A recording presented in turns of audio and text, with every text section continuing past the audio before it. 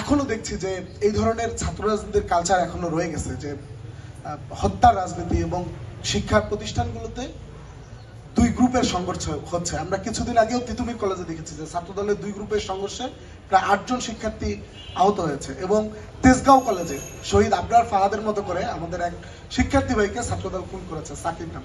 সেটা নিয়েও কোনো ধরনের আলোচনা হয়নি। 2012-13 পরবর্তী সময়ে গণজাগরণ মঞ্চ এবং এই শাহবাগীরা সারা বাংলাদেশে শিবিরকে মারা যায় এই ধরনের একটা বৈধতা উৎপাদন করেছে। বাংলাদেশের কোনো সিভিল সোসাইটি, বাংলাদেশের কোনো মিডিয়া, বাংলাদেশের কোনো প্রশাসন, বাংলাদেশের কোনো মানবাধিকার কমিশনে নিয়ে কোনো ধরনের কথা বলে নেই। শিবিরের সমস্ত রাজনৈতিক এবং সামাজিক স্বীকৃতিকে কেড়ে নিয়ে তাদেরকে একটা দানবে পরিণত করেছে, যেন তাদেরকে মেরে ফেলা যায়। ছাত্রলীগ সেটাকে খুবই এনজয় করেছে। আমরা দেখেছি যে শহীদ আবরার ফাহাদ, শহীদ বিশ্বজিৎ, তাদেরকে হত্যা করা হয়েছে শুধুমাত্র ছাত্রলীগ সন্দেহে, ছাত্র শিবির সন্দেহে, দুঃখিত, যে ছাত্র শিবির সন্দেহে ছাত্রলীগের খুনিরা এই ধরনের অপরাধ ক্যাম্পাসগুলোতে করেছে।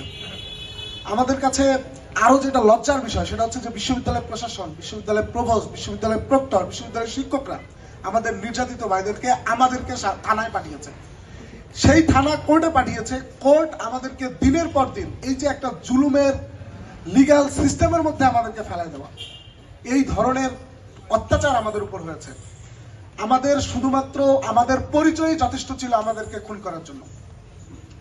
এখনো ক্যাম্পাসগুলোতে এই ধরনের পাওয়ার পলিটিক্স, মাথাগোনার রাজনীতি যেটা এখনো বিদ্যমান। আমরা খুবই দুঃখের সাথে দেখছি যে বিশ্ববিদ্যালয়ের হলগুলোতে এমনকি এখনো এফএইচ হলে কিছুদিন আগে 4-5 সেশনের 6-7 সেশনের কিছু শিক্ষার্থীকে বৈধভাবে সিট দেওয়া হয়েছে, যেটা নিয়ে এফএইচ হল, ছাত্র সংসদ বারবার বিশ্ববিদ্যালয় প্রশাসনের কাছে এসেছে। বিশ্ববিদ্যালয় প্রভোস্টের হল প্রভোস্টের কাছে গিয়েছে, কিন্তু তার কোনো সমাধান নেই। অথচ 22-23 সেশন, 23-24 সেশন এদের অনেকে সিট পায়নি। আমরা বিশ্ববিদ্যালয় প্রশাসনের কাছে বারবার অনুরোধ জানিয়েছি যে বিশ্ববিদ্যালয়ে যেভাবে সেশন ধরে শিক্ষার্থীরা ভর্তি হয়, ঠিক হলগুলোতে সেভাবে সেশন ধরে তাদেরকে রাখা হোক।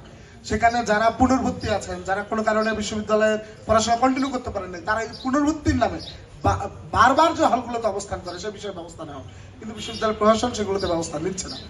আমরা বারবার করে বলছি যে আমরা ছাত্র রাজনীতির একটা আমূল সংস্কার চাই, যেখানে ছাত্র রাজনীতি হবে যে market place of ideas, market place of values, প্রত্যেকেই প্রত্যেকের কথা বলবে, প্রত্যেকেই প্রত্যেকের মত, প্রত্যেকেই প্রত্যেকের চিন্তা নিয়ে শিক্ষার্থীদের কাছে যাবে। কিন্তু সেই ছাত্র রাজনীতির কালচার আমরা এখনো গড়ে তুলতে পারি না, এটা আমাদের জন্য লজ্জা।